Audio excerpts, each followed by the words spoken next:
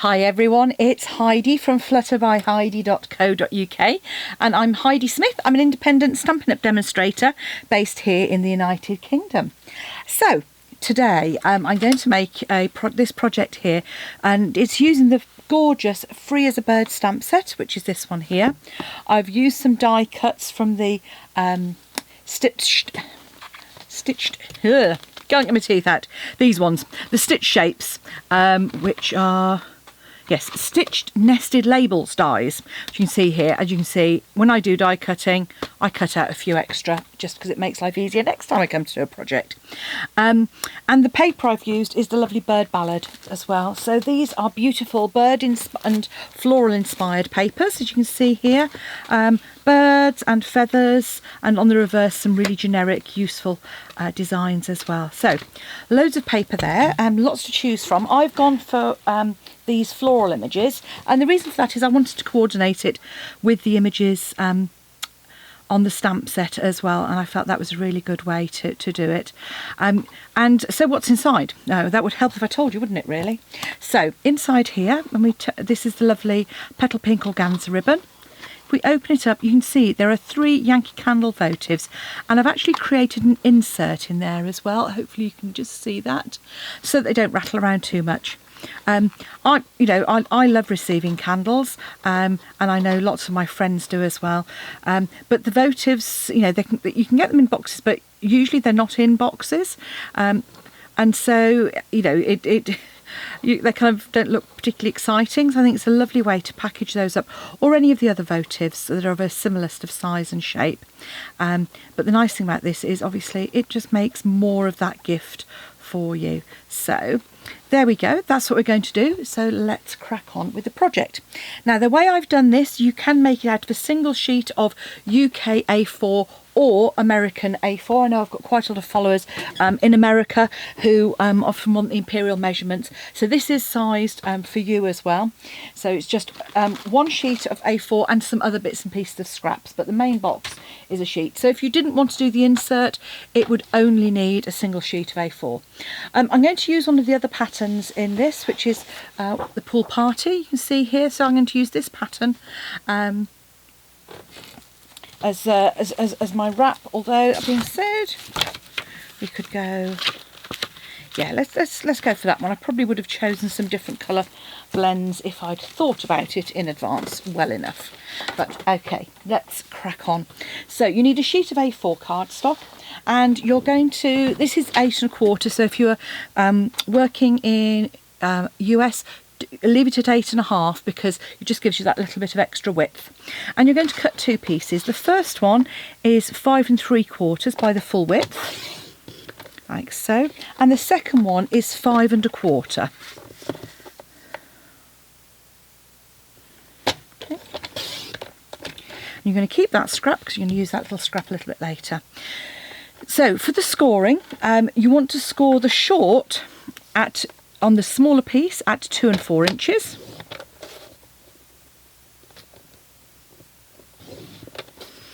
And then on the long, you're going to score at 6 inches and at 8 inches. So as I say, because you could, if you're using US, you're just going to have a slightly bigger overlap, which is fine. Okay, then on your, this is the slightly wider piece, a 5 3/4 piece. Again, on the short edge, you're going to score at 2 4, and then you're just going to put an extra score line in at 5 1/4. And then with the short edge at the top, you're going to score that now at 6 inches and 8 inches.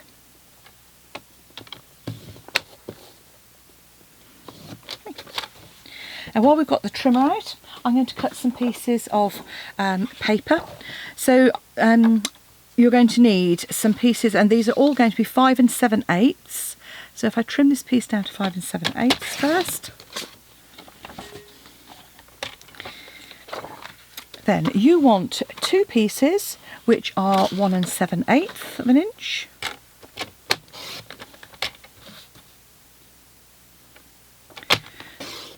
You want 2 pieces that are 1 1/8.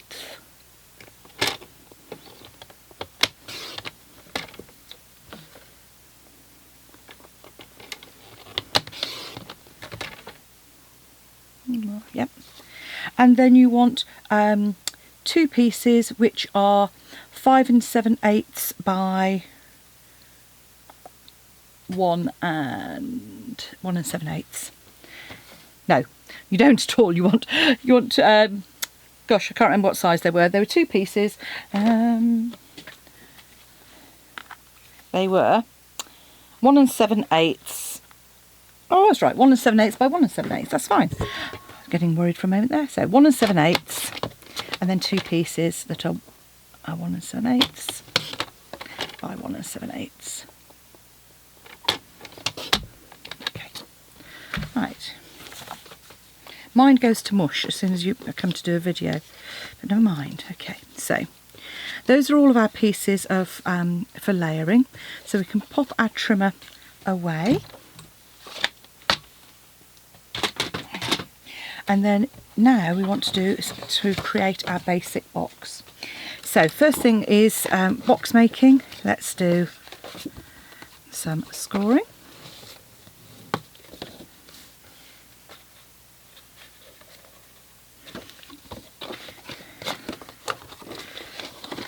And you're going to attach these together to make one long piece of card to create our box base out of. I'll show you what I mean in a moment. Okay. So you'll see we've got a piece here. We're going to do a little bit of trimming, and in essence what we're going to do is attach this one here. So this is going to do, we're going to do a bit of trimming, and this will create the rest of our piece. So the first thing to do is on the slightly wider piece with the narrow score line, you're just going to trim away those top little rectangles, and at the bottom you're going to trim away that little rectangle there. And having done that, if you cut straight up on the long piece and then just cut a slight notch out, that's all the trimming for that piece. And then on this piece it's even simpler, because you're just cutting out that little skinny rectangle, which might, if you're in the US, be slightly wider, and again just notch out those 2 pieces. Okay, so next you're going to need to add some tape to this. So you want to add some tape to the top 2 sections, so not the bottom bit where you cut it, and the same on this piece.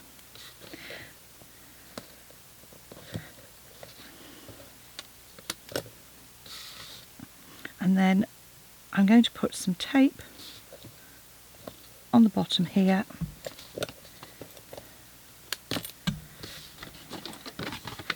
for those flaps to stick together. Oh, that's the end of that roll of tape. That's my narrow stuff. Right. Okay. So, before we go any further, what I want to do now is create the little gable ends on here. So all you need to do is take your ruler and your pick tool, just mark at the top at 2.5 centimetres and score the diagonal.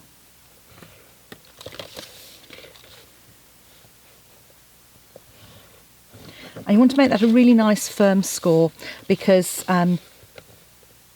it's not being done by a score tool, it just makes it a little bit easier. So if you're not, as I am, using a pad of grid paper, then something like a stamping pierce mat or a piece of foam underneath will just help those score lines be reinforced. So before we create our box, then we're just going to crease those just to make sure that they're all nice done. Much easier to do it while it's still flat. So next what we're going to do is we're going to actually glue these together. Now the easiest way I find is to take this top piece and line it up. So we are going to line up our score lines, and if you can see, I'm just lining up on the bottom here to get that as square as possible. Flip it over, and we're going to do the same on this piece. So again, take our red tape off,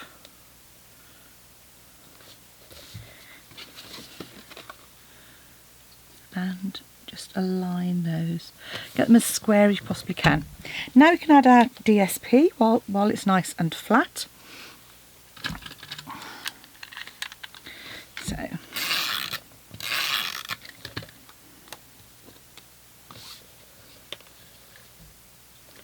these are our panels for the top section.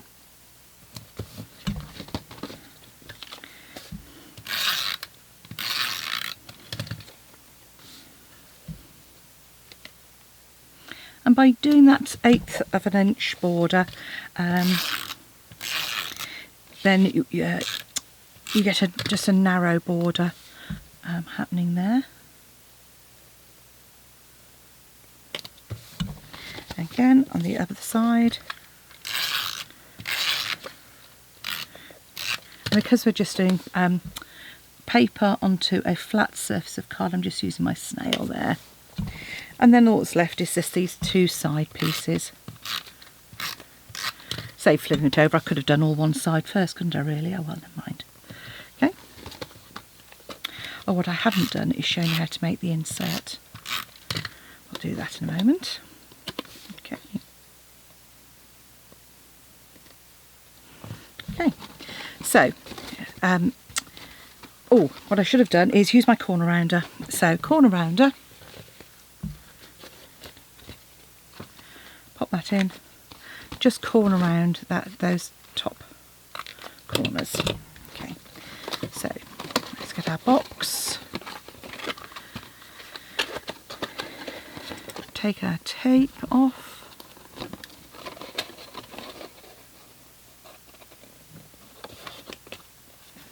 and then the same on the other side. So it makes quite a nice rigid box already.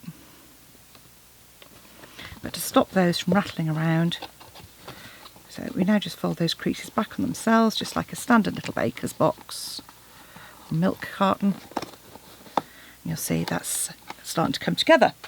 So in terms of our insert, we need a piece of card that is 4 inches. No, we don't need one that is 3 7/8 of an inch by 7 7/8. And you're going to score at 1/2 and 1 inch on all 4 sides. So yeah, 3 7/8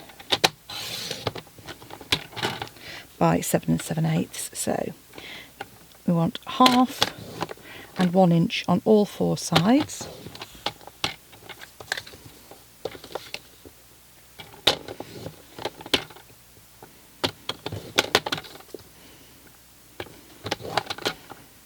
And then what you want to do is you want to get your 1 1/2 inch punch, and we're going to do some punching as well. So trim away the 4 outer corners on each of these, and then we're going to punch 3 circles. And I'm just going to show you with those that I'm not measuring them. You could measure if you wanted to be more precise, but you don't need to with the 1 1/2 inch punch. If you just fold over one of your edges, take your 1 1/2 inch punch and feed it in, and if you line up the outer edge with your first score line and then just move it over slightly and punch, do the same at the other end. So line it up, move it slightly and punch, and then just by eyeball middle, and there you have your 3 circles. And with those, all that needs to happen now is for those to fold in on themselves to create like a little box. You could glue that if you wanted to. I haven't found it necessary because you can just pop it in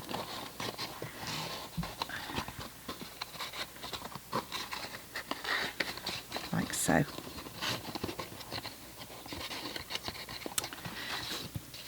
Okay, in this instance it's not going to play ball. Right, here we go.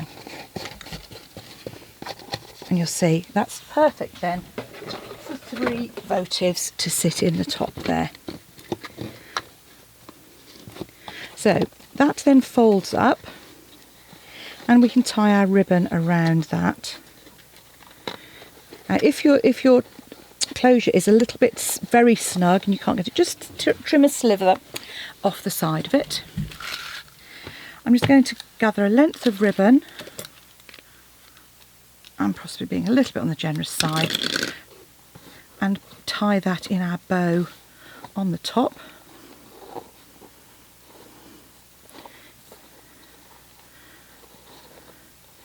And then we can create our panel for the front. So that's our basic box. Then our panel that we need is, we need 2 panels exactly the same size. And I'm just going to come in with the floral image and some blue. Okay. And I'm just going to stamp very quickly. See, just some flowers either side there, just to create a bit of a border. I'm going to take my Memento Black. Now this one I'm not going to colour because obviously you don't need to see me colouring. It's a large stamp, so often easier. Ink pad to stamp. And I just find it easier with this particular image because it's not all going to fit on there. Just to add my image. So I'll leave that as black and white at the moment, and I'm just going to cut this one into 2. And then I've just left enough. It's as if I've extended it, and I've deliberately kept it just an uneven border because the box is quite long, and I just felt that worked well for it. So pop your ribbon in the middle, then grab your dimensionals,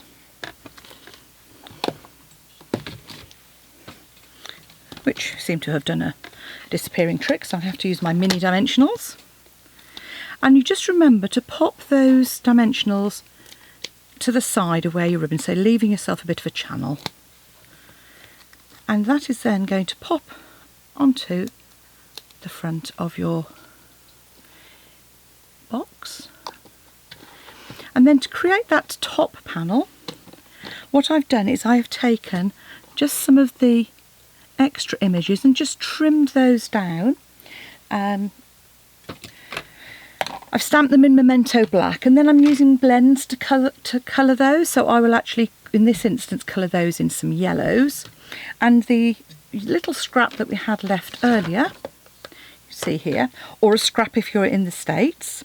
If you take the sentiment that we have here, which is again in all part of the Free as a Bird stamp set, great stamp set because obviously you've got both images and sentiments.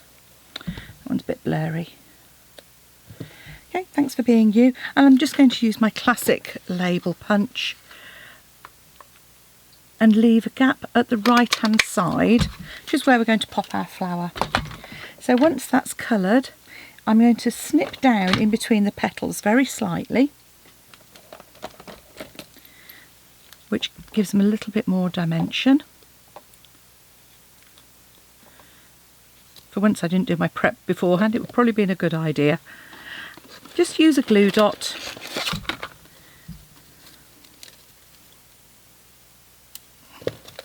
to add that to the right hand side.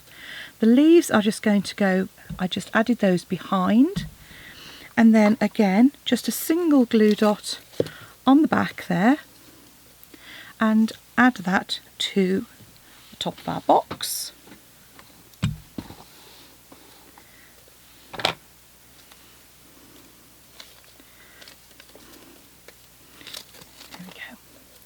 So a couple of glue dots here. They don't want to stick. It's always the way, isn't it? There we go, glue dot and glue dot. And then that can pop on the top there. So there we have a pretty box with our Free as a Bird stamp set in petal pink or pool party with 3 Yankee Candle votives inside to make a pretty gift.